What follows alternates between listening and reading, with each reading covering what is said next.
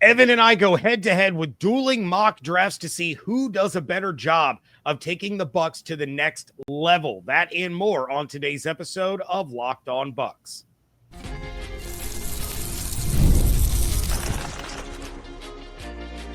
You are Locked On Buccaneers, your daily Tampa Bay Buccaneers podcast. Part of the Locked On Podcast Network, your team every day. What's up and happy draft day, everyone, here on the Locked On Bucs podcast, your daily podcast covering the Tampa Bay Buccaneers, part of the Locked On Podcast Network, your team every day. I want to thank you for making Locked On Bucs your first listen review every day. Don't forget you can subscribe or follow for free on YouTube or wherever you get your podcasts. And of course, you can follow along on Twitter. I am James Yarcho at JYarcho_Bucs. Finally returning is my buddy Evan Klosky at eKlosky WTSP. We are your credentialed members of the media covering the Tampa Bay Buccaneers. Of course, Evan is on 10 Tampa Bay and at 10tampabay.com, as well as the 10 Tampa Bay Plus app. And then, of course, I am here with you every Monday through Friday, along with the everydayers. For that, I want to share my appreciation for your continued support of the show. One of the ways you can support the show is become a Locked On Bucs insider. You're going to get news, rumors, updates, general thoughts, one-on-one conversations with me via text message. Go to joinsubtext.com/LockedOnBucs or click the link in the show notes to become an insider today. It's a great time to become an insider because we have reached the NFL draft, and I'm probably going to send you the Bucs picks before you see them on TV, since they always go to commercial for the Bucs picks. This episode is brought to you by LinkedIn Jobs. LinkedIn Jobs helps you find the qualified candidates you want to talk to faster. Post your job for free at linkedin.com/LockedOnNFL. Terms and conditions apply. Evan, welcome back, buddy. I missed you. Not that David didn't do a great job in your absence, but, you know, I missed having you on the show. I would love to say that I missed you. But I miss Australia more. Yeah. Well, I mean, to be fair, I wish I was at TD Garden right now instead of recording this show, because Jackson and I had a lot of fun going there twice in a span of 3 days. But we are here to talk about the NFL draft, not about our awesomely fun vacations. And here's how this is going to go down. Evan and I are each going to go through all 7 rounds and predict every single pick of the draft. So this show is going to take 7 hours. I'm just kidding. We are going to go through every Bucs pick to give you our final mock drafts for the Buccaneers. We're going to talk about what our options are, which players we are taking, which ones we're considering, why we're making the decisions that we are. And Evan, I'm going to let you kick things off here. You are the guest. I will defer to you. How is your board looking? And what players are you trying to decide between here at pick 19? So here's the thing. Don't have Jihad Campbell up there. I do not have Donovan Ezeraku. Those are a couple of names that I know a lot of fans, a lot of prognosticators are throwing out there. Am I forgetting another big name outside of those two? I mean, it depends on where you're looking, right? We've seen so many players that have been linked to the Bucs. Malachi Starks, Jahdae Barron, Will Johnson. Yeah, I think has popped up. Will Johnson Will Johnson is not on this list. Will Johnson seems like Graham, like McMillan. There are some of these guys who are like rumored to drop in the draft. Like someone who's on this board right now is Walter Nolan. He's getting a lot of steam for the top 15. Someone who else is on my board is Mike Green as an edge, a pass rushing option. Malachi Starks is there as well.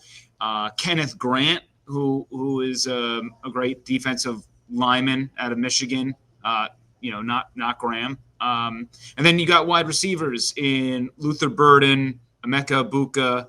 I'm surprised Matthew Golden. I'm surprised Kelvin Banks has dropped all the way to us here, but obviously I think the Bucs are pretty good at tackle. So with my selection, I am pretty torn, but I'm going to make the pick based on what I think the Bucs would do here, and that's going to be Malachi Starks out of Georgia, the safety.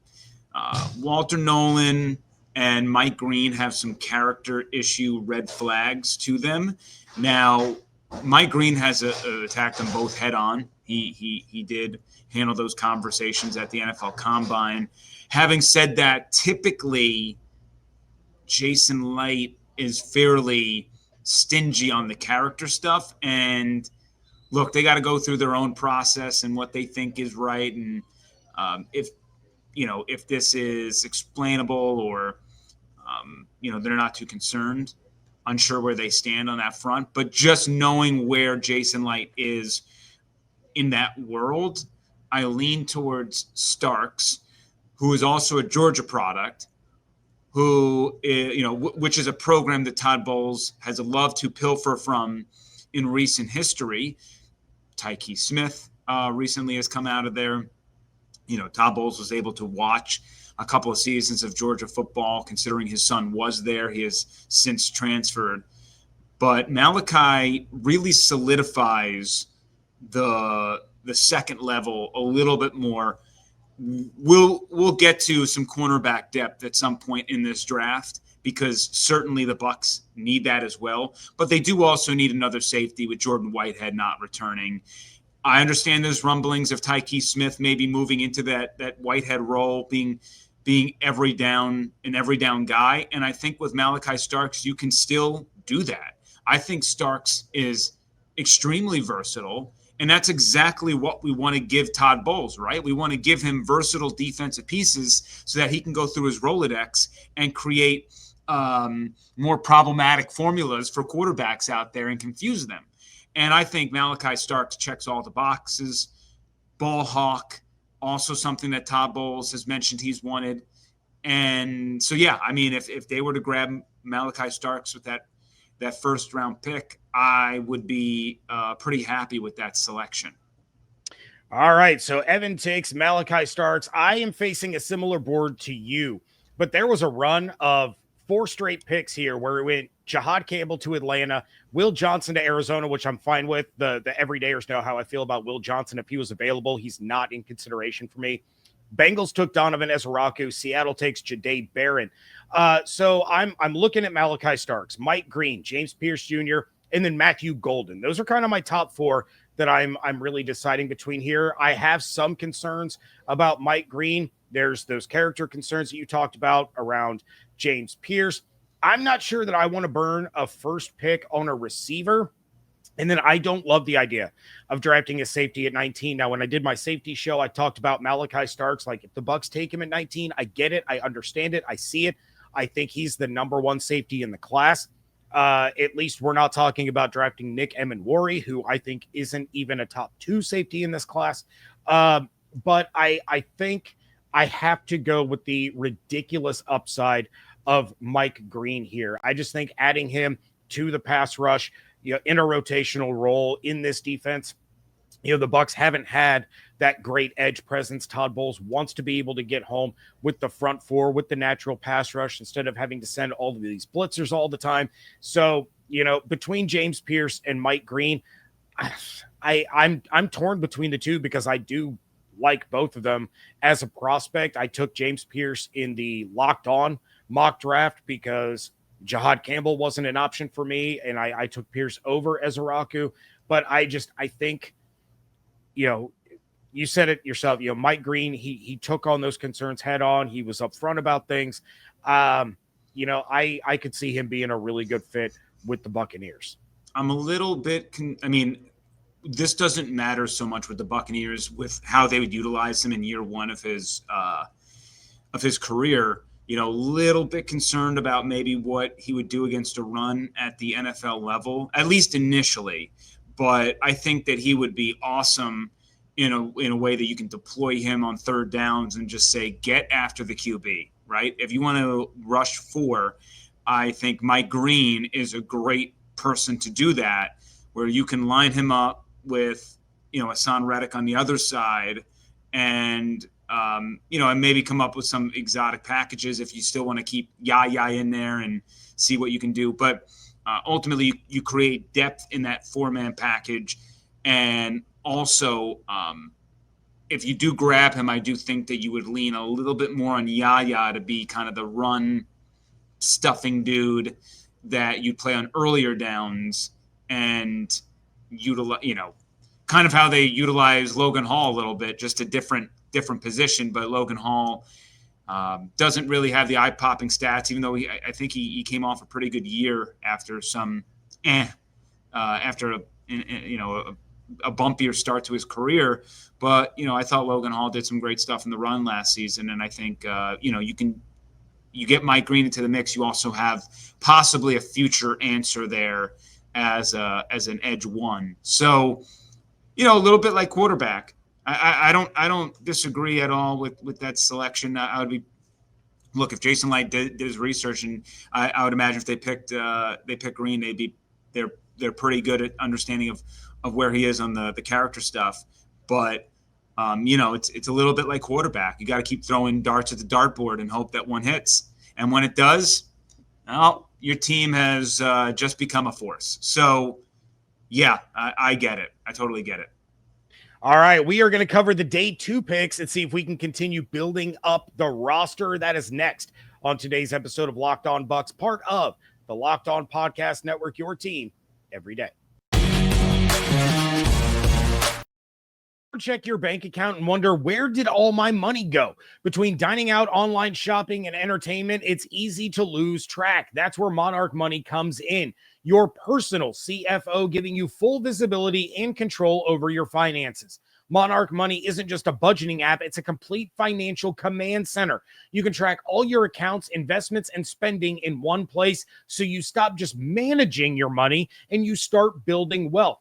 Instead of juggling multiple apps, you can use Monarch to check your finances, track your spending, even plan long-term goals. So take control of your finances with Monarch Money. Use code LOCKEDONNFL at monarchmoney.com for 50% off your first year. That's monarchmoney.com, code LOCKEDONNFL for half off your first year.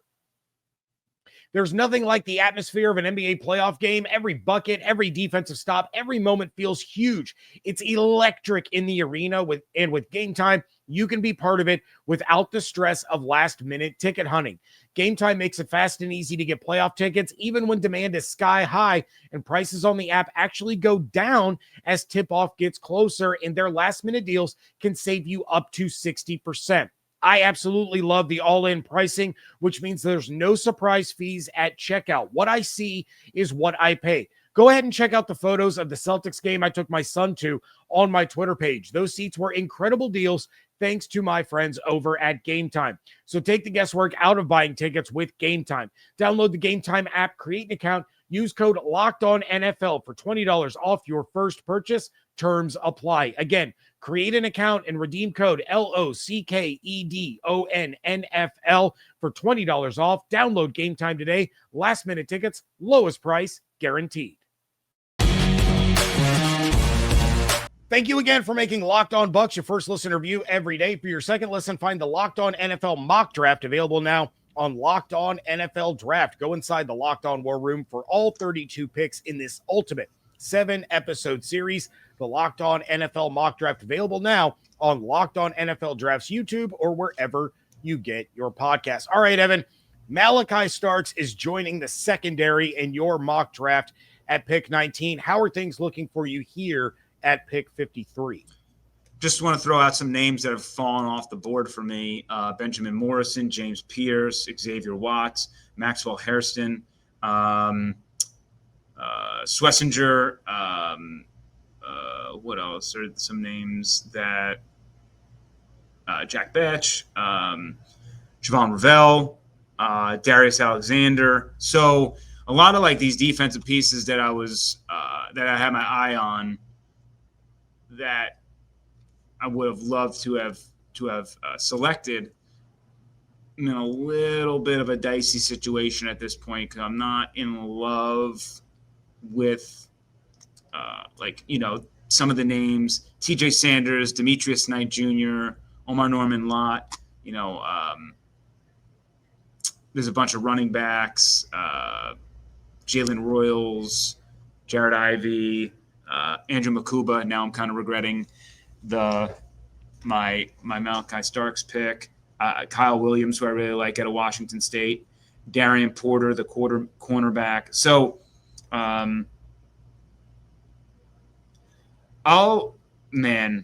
this is a really tough one for me, and I think it's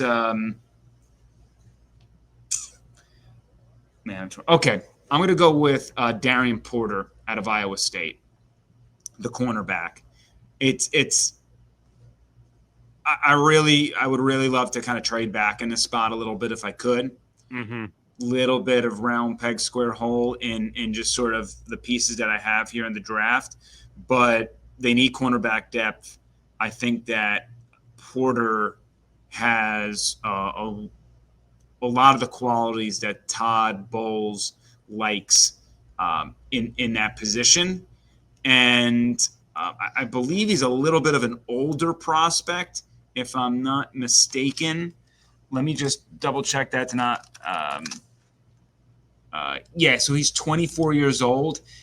I don't necessarily love that, but also I think that we're getting to an age with the transfer portal and people sticking around and whatnot that that's going to happen more often. I also trust the system he came out of, played under Matt Campbell. So I think there's a lot to like with Darian Porter, and I think he can step in day one as a CB3 and start learning under Zion and Jamel, and when and if he gets called into duty, they can move him into action. But again, hopefully at the beginning of the season, you wouldn't need to use him too much to start.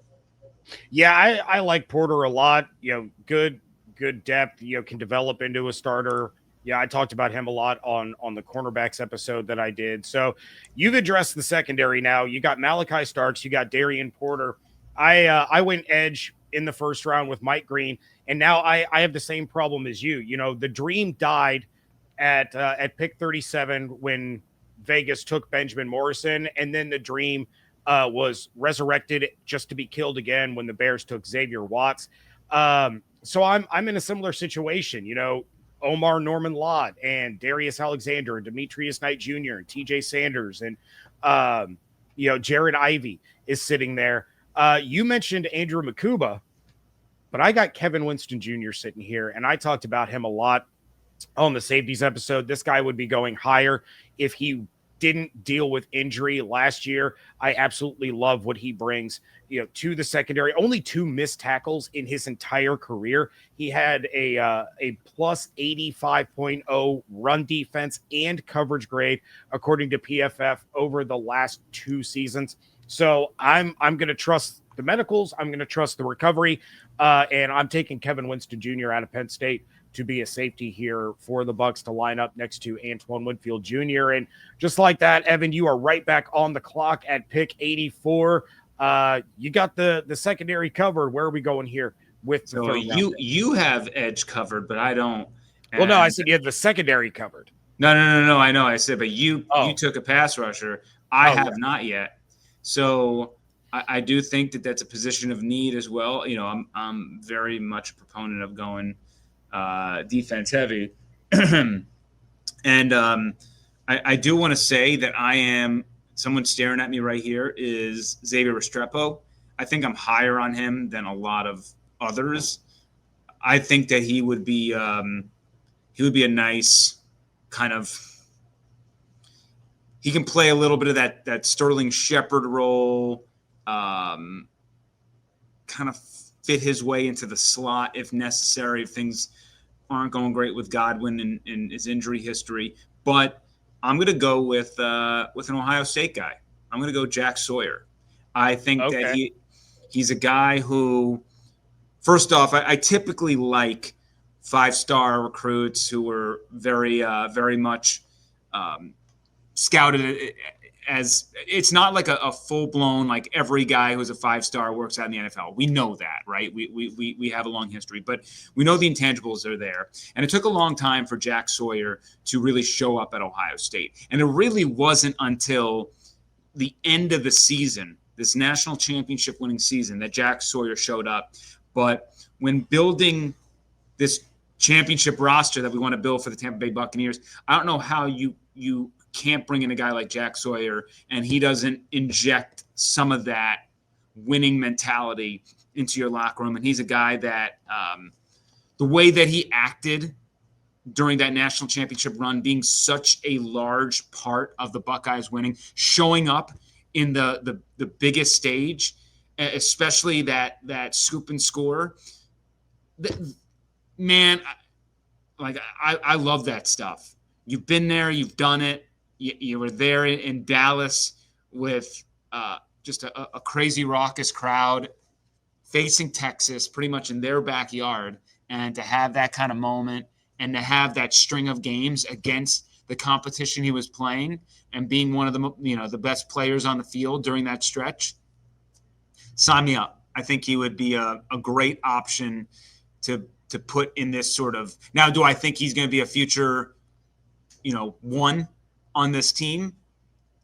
Not necessarily, but I think you throw him into the stable, and I think he can have a pretty good role down the line. I think the team would still have to address finding a number one pass rusher, but I think that he can do some things well and battle Chris Braswell in camp to try to be that fourth guy behind Yaya, Hassan Reddick.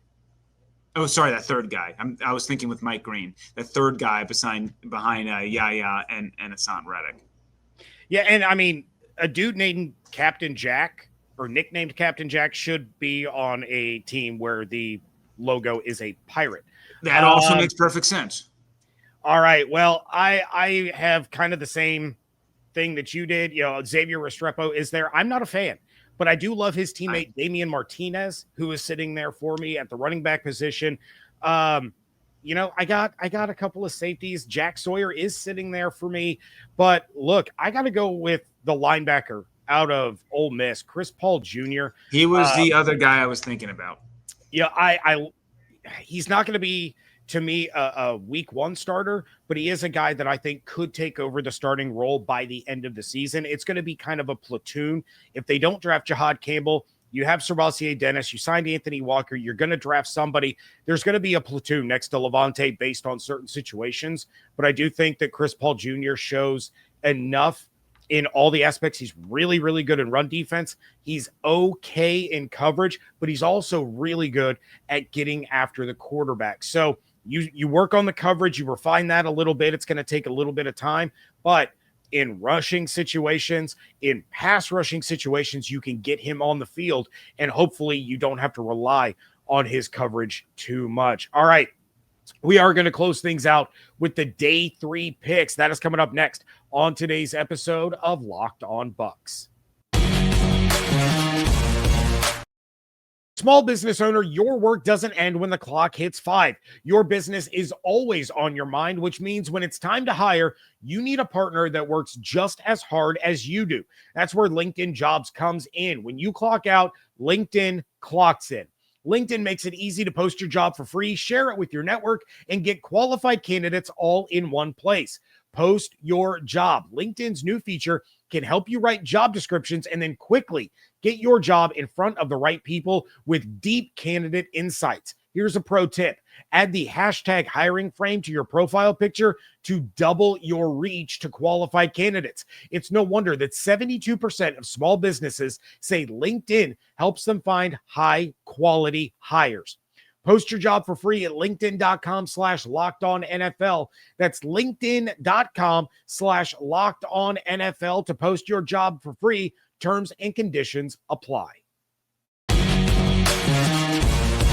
Wrapping things up here on a draft day edition of Locked On Bucs. Evan Klosky, James Yarcho, bringing you our mock drafts. And for those of you watching on YouTube, might look a little different now. We are sharing the screen, so Evan and I are taking a look at these day 3 prospects together. And Evan, you're sitting here at pick 121. You have your safety in Malachi Starks. You have your corner in Darian Porter. You got the edge rusher in Captain Jack Sawyer. He is that ball hawk. Todd Bowles said he wants ball hawks at all 3 levels. He would bring it to the edge rushers. But what are you looking at here at 121? Well, I'm telling you, I'm pissed about 120 right there because that was going to be my selection. Yeah. So I was hoping to. Can you give me a little scroll down, please? Absolutely. By the way, I love Sebastian Castro. I do too. I like him. I'm a big fan. He looks like a Todd Bowles. He looks like a obviously his ceiling isn't as high as Antoine Winfield Jr., but he's got some shades of it. Keep going. Let me drink this in. Keep going. Man, I've done a lot of these, and this isn't one of my favorite drafts, so I'm a little upset about that. All right, I'll go all the way up. I'm not trying to be biased. I swear I'm not trying to be biased, but I'm going to go with Will Howard. No, Will Howard. Evan. The Bucs, look, they don't need a QB, but we don't know with Kyle Trask. We don't know what he is. He's on a 1-year deal, and you have Michael Pratt behind him. So you do need a backup quarterback for the future, with Baker.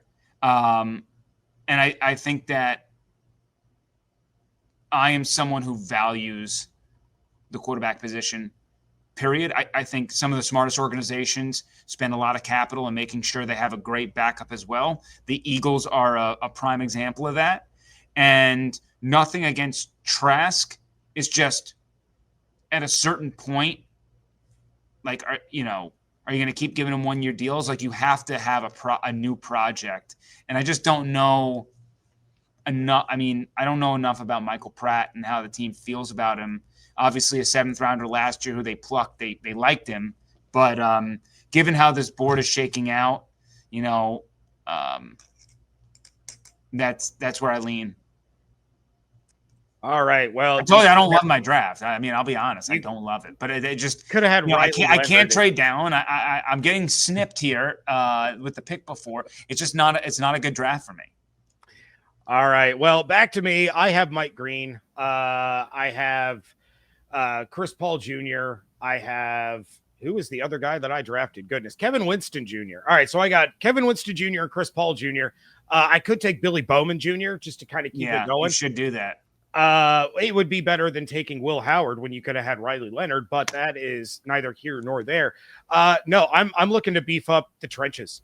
The game is won in the trenches. I'm going to double dip at Ole Miss. I'm taking JJ Pegues to be part of this rotation along the defensive line.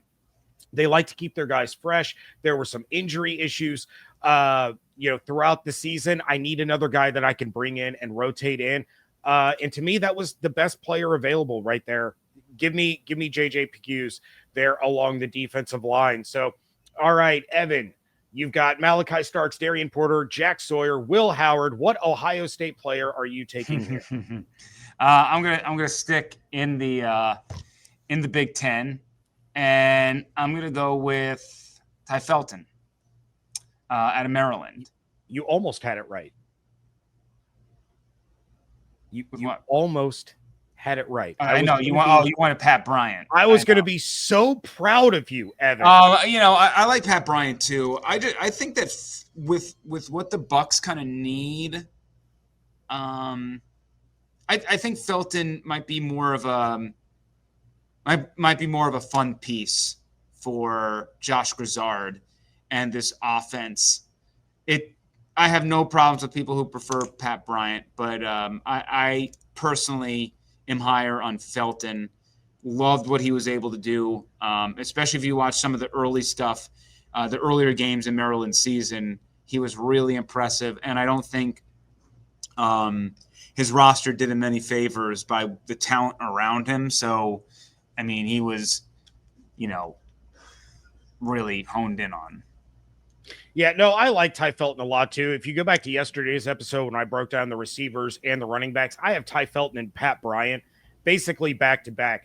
The tiebreaker for me in this one, number one, it's rare that I have the opportunity to draft an Illinois guy for Tampa that actually makes sense without trying to force it.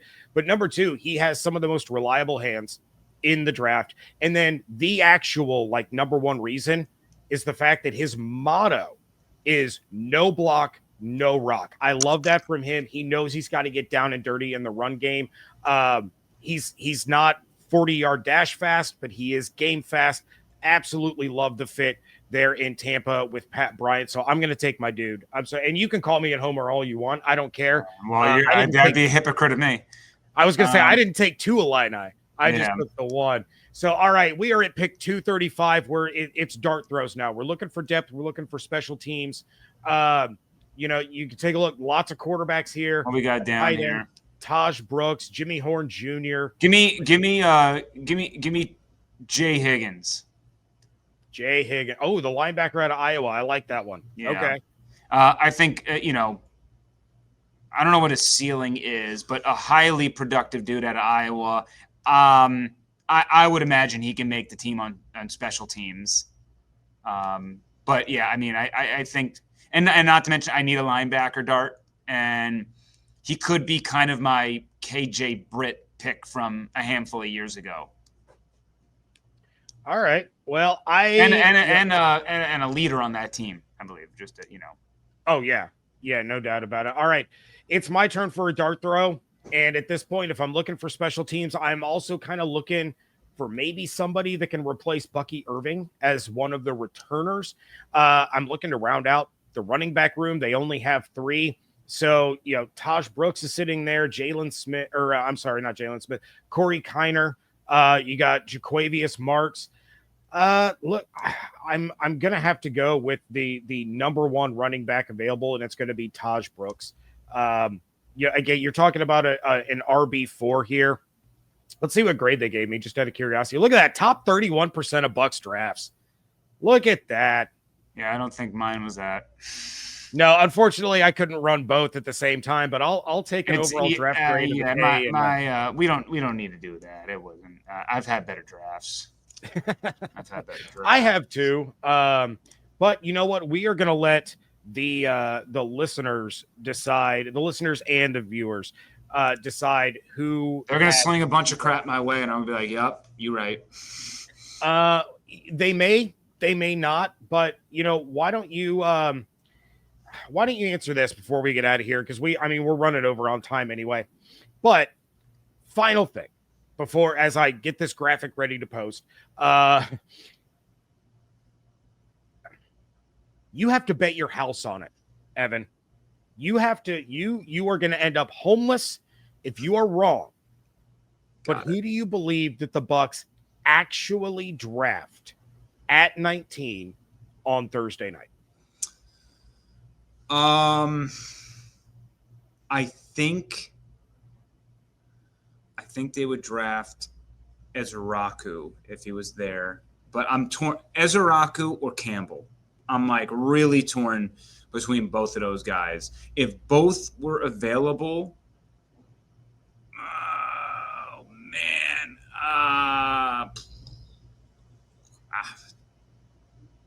I guess Campbell, but only because I just think that he fulfills a really big need for what the Bucs need. The Bucs need that type of linebacker in their system, somebody who has a high ceiling, who could potentially be the star linebacker when Levante David eventually retires in 2035.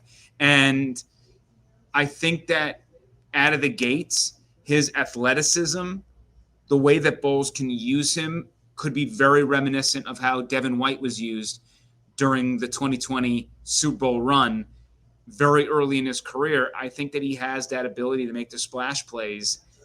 So I think that push came to shove, I'd go Campbell. All right. Well, I'll throw in mine as well. And I'll go ahead and throw up this graphic so that people can take a look at it while I'm talking. I want Campbell. I think he's the perfect fit for this defense. I think he is a slam dunk addition. I think he is the linebacker that takes the Bucs into the next decade once Levante David retires. However, I think if they're faced with the decision that you just said, I think they take Donovan Ezraku over Jihad Campbell. And it's a combination of a couple of things. I think the impact that Ezraku could have as a rookie might be a little bit more, drafting that off-ball linebacker. He may be great. He may be, everything that you hope he will be, at the 19th pick and as a rookie. But you have the medical concerns with the shoulder. Is he going to end up starting on the PUP list? Do they trust the doctor that came out and said he'll be ready for training camp? They have their own medicals. I think there's just a lot of questions and a lot of concern surrounding Jihad Campbell. So that's who I would love to see the Bucs draft, but I do think it will end up being Donovan Ezeraku if he is there at 19. All right, the mock draft battle, David Shealy's mock draft. He had linebacker Jihad Campbell, cornerback Benjamin Morrison, edge Oluwafemi Oladejo, defensive lineman Ty Robinson, safety Lathan Ransom, and offensive lineman Joshua Gray. Evan had safety Malachi Starks, cornerback Darian Porter, edge rusher Jack Sawyer, quarterback Will Howard, wide receiver Ty Felton, and linebacker Jay Higgins. And then I had edge rusher Mike Green, safety Kevin Winston Jr., linebacker Chris Paul Jr., defensive lineman JJ Pegues, wide receiver Pat Bryant, and running back Taj Brooks. You can leave your comments in the comment section saying who you think won this mock draft battle, or you can go over to Twitter at Locked On Bucs and you can vote on the poll over there that will be posted. But that's going to do it for this episode. Evan, I know you guys are swamped with the NFL draft. You got the Lightning in the playoffs. You have a lot of stuff going on right now over on 10 Tampa Bay, 10tampabay.com, and the 10 Tampa Bay Plus app. So make sure all of you go check that out. Follow on Twitter at Locked On Bucs, at JYarcho_Bucs, at eCloskey WTSP. Become a Locked On Bucs insider. Go to joinsubtext.com/Locked On Bucs or click the link in the show notes. Hope you all have an absolutely outstanding day. Stay safe, stay healthy, fire the cannons. Want to thank you so much for joining us right here on Locked On Bucs, part of the Locked On Podcast Network, your team every day.